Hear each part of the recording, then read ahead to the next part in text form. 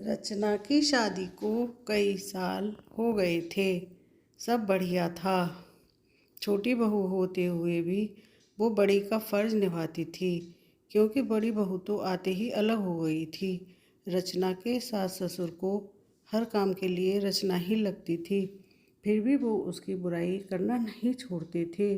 और सबसे बड़ी बात, बुराई भी अक्सर उसके ही परिवार वालों से करते थे, जो रचना को बचपन से जानते थे, या फिर रचना की सहेलियों से, या खुद के मायके वालों से।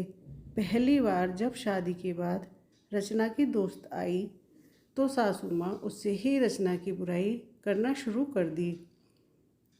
जब रचना को पता लगा, तो उसने अपने पति नीलेश से कह माँ जी को समझवा दिया था कि कम से कम जो लोग उसे जानते हैं, उनसे तो उसकी बुराई कर खुद की जग हंसाई ना करवाए।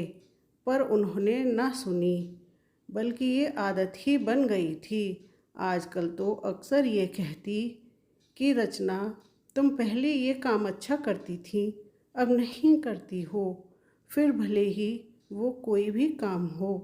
रचना की बुआ उसके ससुराल आई थी, तब सासू माँ की किटी पार्टी हुई थी। वो बुआ को भी साथ में ले गई और आदतन सबके सामने ही रचना की बुराई करने लगी। कहने लगी, रचना पहले सब अच्छा करती थी, पर अब कोई काम ठीक से नहीं करती।